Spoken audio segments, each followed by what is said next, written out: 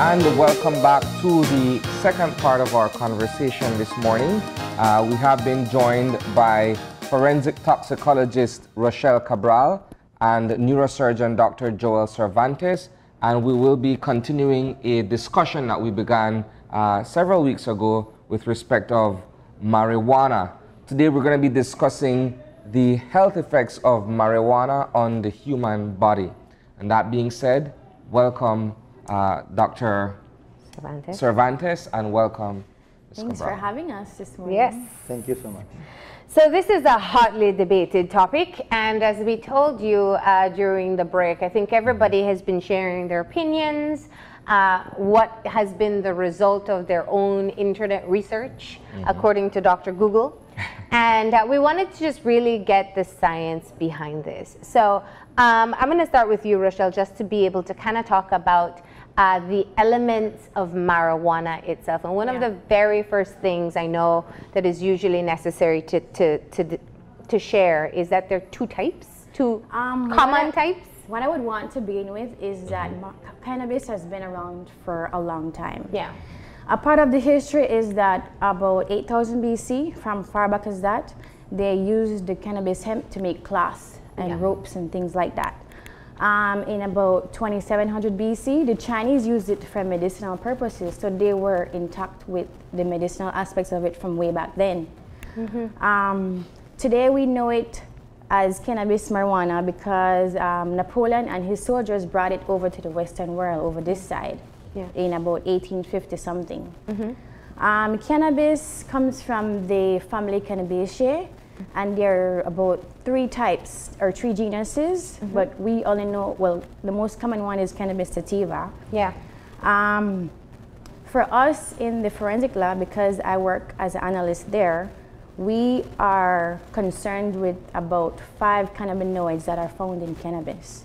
There are over 421 chemicals in a plant, but for us scientifically, we're concerned with 5, and that's THC, that's 11-OH cannabinol, cannabinol acidic part of it, and we have CBD, which is the medicinal part, and CBN.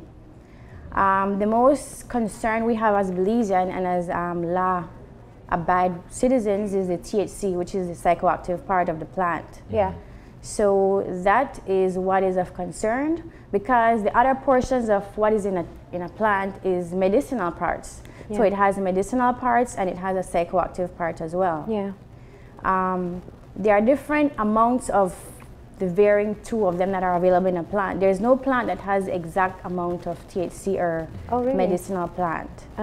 No, so it will always vary. What I have found in Jamaica, because that's where I did my degree, is that they have been growing this for so long that they are almost practically growing perfect strains of mostly medicinal, but it's not all medicinal still. Yeah. So that is of concern. Yeah. They have been experimenting with cross-pollination in their labs. Yeah. Yes, where they can grow it hydroponically, and they come up with some very good medicinal strains of it. Yeah. So. Now, Dr. Cervantes, let's get your perspective. You know, as a medical practitioner, obviously your expertise is in the work of the brain. We hear from so many people, particularly from their first-hand experience, that the effects of marijuana are all good.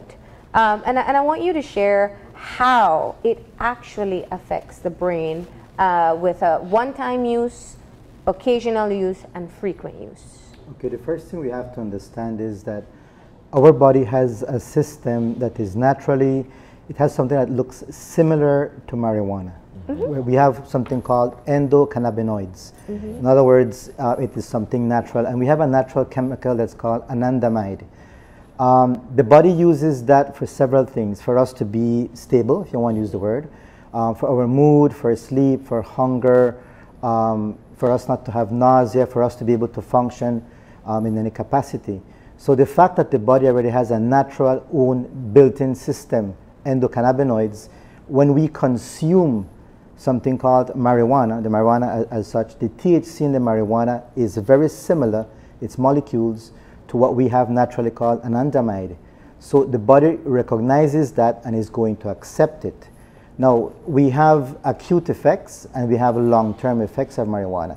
And we have to separate them because you can have positive effects from it, but you can also have negative effects. What we know more about right now is obviously negative effects. Marijuana, short term, most people are going to have lapses in their memory. Yes, it would make them relax, but then they're not going to be as attentive as they should be in perhaps a work setting, a study setting, etc. Long-term effects, and that is up for a question like how long is long-term effects?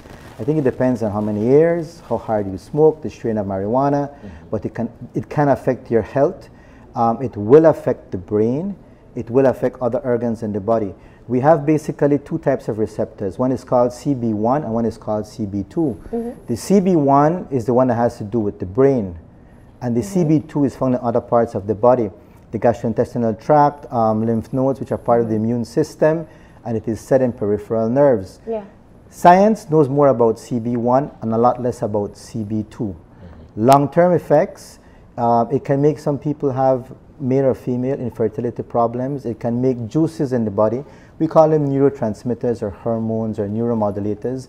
It can cause these to go upside down when we consume marijuana because it can confuse the body on a long-term basis. Can I ask you, and that was part of what we wanted to be able to address. I know both of you have heard your fair share of myths and misconceptions, right? So one of the things we grew up in school being taught continuously is that marijuana damages your brain cells, you know, and I think for many people this is still a very common belief. Is that true? It is true, but it all depends on the type of marijuana and how much you are consuming and how long you're consuming it, and it also depends on what route you're using. It's not the same thing to inhale, to eat, to apply it sublingual under the tongue. You also have it transcutaneous, you have it intrarectal, they have it in aerosols. I mean, it exists, you have it IV in experimental settings. It's in so many settings, and depending on how it is applied is the damage it can cause. Why? Because marijuana is what we call lipophilic. It loves anything that has fat. And our brain is like a jello. You know what a flan is? Okay, our brain is a flan. And it has a lot of fat-based components, and THC loves to lodge inside the brain. So the psychoactive component, THC, is what gives people the high. But like Rochelle said, what is important is that there are other chemicals, 5 that they basically can identify, but you can have in a marijuana joint, you can have basically 60 cannabinoids. Medical science knows about medicinal properties, maximum for 18, between medicinal and toxicological. So there's a lot that's still not known. Now, Doc, let me ask a question here, because I think you kind of flew over a lot of people's heads in terms of the multiple ways you can take marijuana into the system. Most people are familiar with smoking and maybe a brownie or a fudge here and there. Of all the ways that you listed, which would be the least harmful to the body in terms of ingestion? Eating it. Eating it. Eating it. Really? Yes. Why is that? Actually, when you smoke marijuana, its onset is rapid because it is readily absorbed in your lungs. So it's a rapid onset. It takes about 4 minutes to get a high. It lasts really, it don't last long though. So, but for eating it, no, it takes longer to get high, but it lasts longer in your system. So that is a problem that you have as a doctor, because you're wondering, do you want to take a substance that makes you get high quicker, or do you want to wait for your high? Yes. Now, Rochelle, let's get a bit of your perspective here. So you recently completed your studies in Jamaica, and Jamaica has been working in exploring the possibilities for medical marijuana use. And it has been, I think, where we see in some countries they're going into allowing for recreational use. Many more are kind of contemplating the medicinal path. What are some of the things that the studies in Jamaica are showing that it can be beneficial for, and perhaps some of the identified challenges that they will have?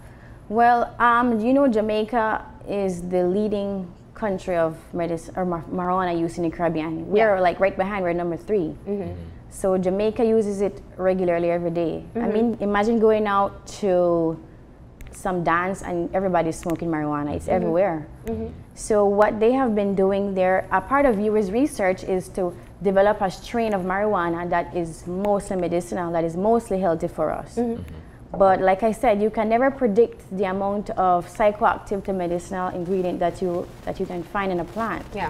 So what they're leaning towards now is that it's mostly medicinal. So they're in support of all of these good things that marijuana can do. It can help you with glaucoma. It's anti-emetic. It helps you from not vomiting. Some of the effects of chemotherapy, it can help you with that. It can help you with pain. Like if, for example, if you're a multiple sclerosis person, it helps you with that. SLE, Crohn's disease, it can help you manage pain. So it's very useful when you're using it for medicinal purposes. And Jamaica has harnessed this and has introduced this to the world, and that's why they have actually been leading the medicinal marijuana, platform.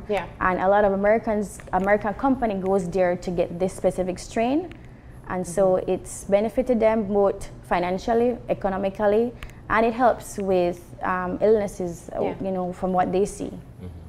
Dr. Cervantes, so there are many ways, and this has been proved. We've heard about pain management specifically, but there are many more ways that has been proven helpful. Yes, one thing I want to state before I talk about the benefits. Remember, the human body is not made to consume or introduce any type of smoke. So whether it's marijuana, cigarette, there has to be some type of damage. Our body is delicate. We're made to breathe air, not smoking. So when you heat something up, like for example marijuana, 2,000 chemicals plus can be produced. How many of those chemicals are toxic? I don't know. That's still being researched. Now, beneficial effects that are being studied, they're doing what they call control studies. Some studies are, they have some positive findings. Some groups don't have as positive findings. But the bottom line, as a physician, as a doctor working in Belize, there have been circumstances, there are very few, and this is the truth, because we don't have a medicinal marijuana type of program in the country, but there have been extreme circumstances that you've had to tell a patient, all right, we've gone through all of this protocol, I don't really handle this, but perhaps you would be a candidate for this and you have to look for this outside of the country. Okay. So that recommendation, if it has come on 2 occasions, it has been a lot. Interesting. Let's talk a little bit about the differences, if I may, in terms. I'm still stuck on the idea of ingesting marijuana, because when you have a conversation with the average person, the first thing that comes to mind is, okay, well, I'll roll a joint and I'll smoke a joint, right? And then if you discuss with them, let's say, multiple ways of being able to take it in, and you get to a point in a conversation where some people are saying, well, I prefer extracting the oil from the plant and then putting that in a butter or in some other form and then taking it in. Is it to say then that the fact that someone would be smoking the marijuana and you're not able to determine how many chemical components are in the smoke itself versus the fact that if you're extracting solely the oil and then using it in some other form to take it in, that it's more dangerous in that sense? Well, in theory, yes. If you're able to extract something, you have a certain amount of control on it. Like I said, when you smoke it, it's in its natural form. Something that concerns anybody, whether it were to be tobacco or it's marijuana, is that you have to remember that when it's grown, there are a lot of people that use fertilizers, and you can end up smoking the chemical components that are in it, which Rochelle knows more about that part. Like some of the chemical components he's talking about are what are found in fertilizers, like nitrogen, phosphorus, potassium. So, like he said, you can't control it, but I mean, it's up to you as what you choose. What is your poison? Do you want to smoke it? Do you want to eat it? But for smokers, I can say is that it's, like I mentioned before, it's a rapid onset. That means that when you smoke it, you're going to get that feeling right away. Versus if you eat it or rub it with oil, it's going to take a amount of time before it starts to get its effect in your body. Now, we know with drugs in general, once you have a rapid high that doesn't last long, it tends to become an addictive drug for you because you need more to get high faster and longer. What are the addictive qualities of marijuana? It causes what we call psychological dependence. We have to differentiate between physical dependence and psychological dependence. Physical dependence is like other hardcore drugs, heroin, cocaine, that if you don't have something, you physically cannot function. Your body cannot function. No, marijuana is not in that category. Marijuana, basically, when we say it causes psychological dependence, it means that you have a mental desire for it. That I can't start my day's work if I don't smoke a joint. Or I've already done my work and I can't relax if I don't smoke marijuana. That's psychological dependence. That's what it causes. You know, and then again, there are people that don't depend on it too. Like, does it regularly, recreationally, that doesn't need to have it. And I don't think I've ever heard of anyone in this country that died from cannabis use. So it's debatable, because our #1 killers here are from drugs that are prescribed, that have so many side effects that you can't control.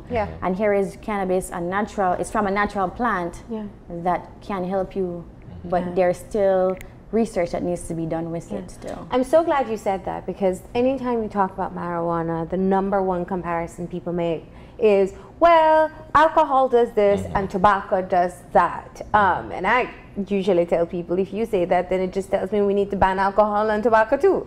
But what is, you know, if you were to do a ranking system, and I'm putting you in this position and say what you're comfortable, in terms of which is most dangerous, or what we need to perhaps take into consideration when the marijuana debate occurs, should we be looking at what alcohol does and tobacco does, or should we simply be focusing on what marijuana can and does do? Well, then basically, you have to ask the question, does alcohol have any medicinal effects? Does tobacco have any medicinal effects? Does marijuana have any medicinal effects? Tobacco, outside of de-stressing an individual when you smoke, I think it has more harm than it has good. And alcohol, well, alcohol is a relaxant. It's to make us socialize or just be mellow, but it also depends on the quantity.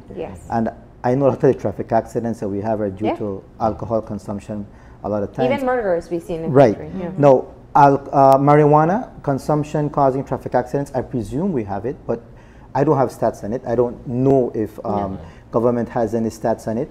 And because I'm a doctor, and the fact that, like in my profession, we have people who are very, very ill. For example, what I see a lot, people who have, like Americans or Canadians living in the country, from Australia, New Zealand, and they come from these first world countries where they do have access to marijuana, medicinal marijuana. And they come here and they have conditions that I run out of options what to give them. So my mind as a doctor is I have to start having an open mentality, whereby I'm saying, well, if this is going to be one of the things that from a medicinal perspective and in a medicinal form, I will have to suggest it, I'm open to it.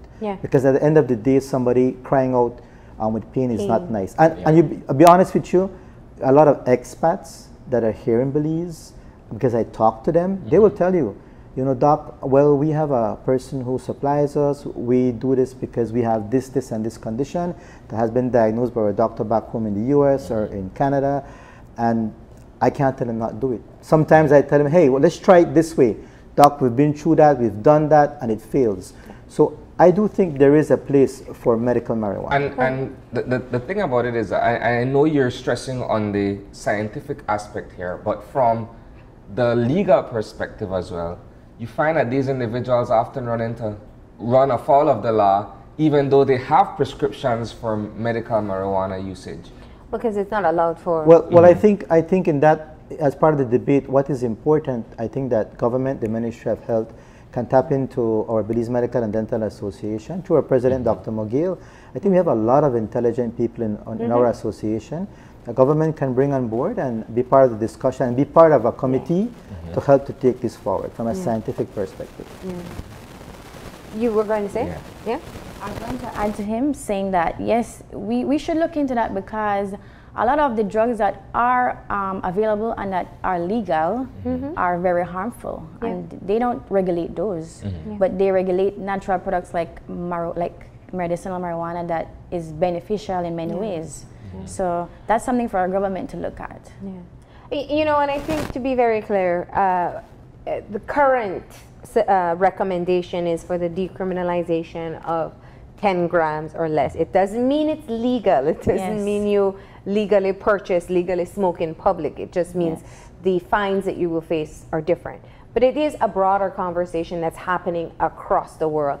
My question is, you know, I think there is so much information. Yes, people talk about it being natural. A lot of people, and we've outlined the benefits the uses that it can be used for medicinal purposes.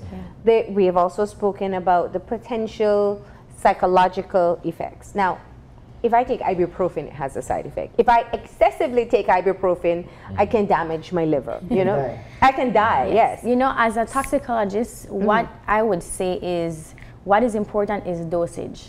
Dosage is always important. Don't overdo something, so keep it at a minimal so that you can get the effects of what you need. Like, for example, cannabis, keep it at a minimal level, and maybe it can, you know, be more medicinal than harmful to you. And I guess that will be part of the challenge too with, if it were ever to be explored as medicinal use in Belize, you know, then you'll have everybody stepping forward and saying, well, I'm smoking it because I have a headache, or I'm smoking it because, you know, I feel like I'm having a panic attack.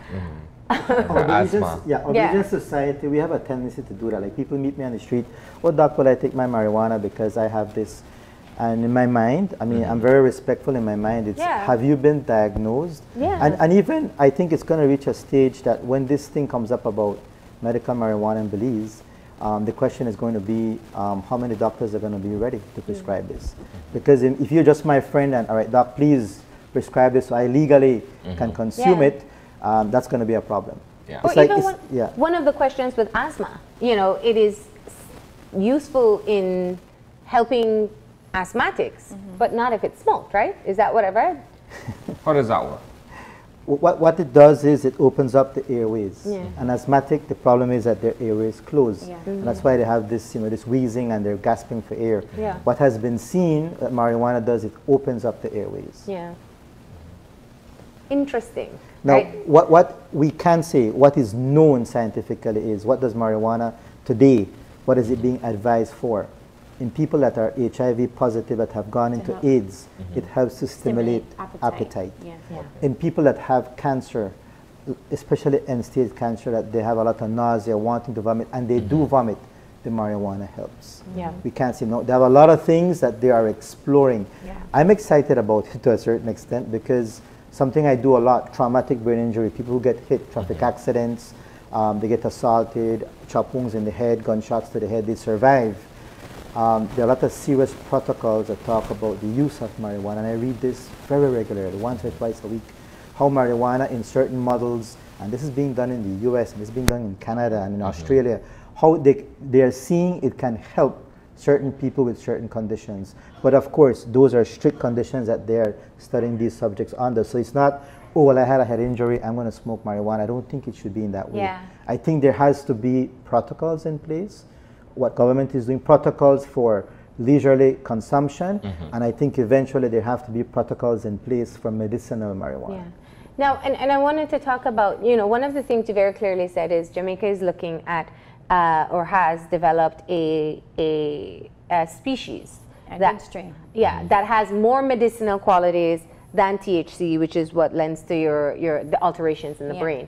Has there ever been a test as to the marijuana we find in Belize to find out the THC levels or even the medicinal properties that are available? Actually, since I came back from studying, that's part of my commitment to test strains from all over the country and see the levels of THC versus medicinal purposes that we have here. So that's something that I'm working on to figure out what, you know, it's going to take some time, but hopefully by the end of the year we can have that statistic so that we can compare with Jamaica.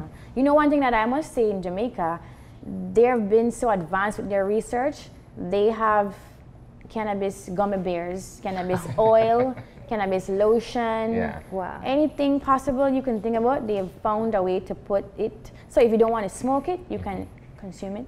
you can rub it. So I think it's very exciting to start a research and debate about its use, so that we can come up to speed. It's not only medicinal for us, too. It can be some kind of economic benefit for our country as well. Yeah. So what would be your professional opinions to people? There are many people who do smoke marijuana. We don't even have to pretend. You pointed out, Rochelle, our usage for marijuana is definitely high. And some of the studies have shown that people start very young. We're talking early teenage years. They 10, start with their initial use of marijuana. We don't know how frequently as yet. So what would you say to the wider public as this conversation continues to unfold about the facts of marijuana?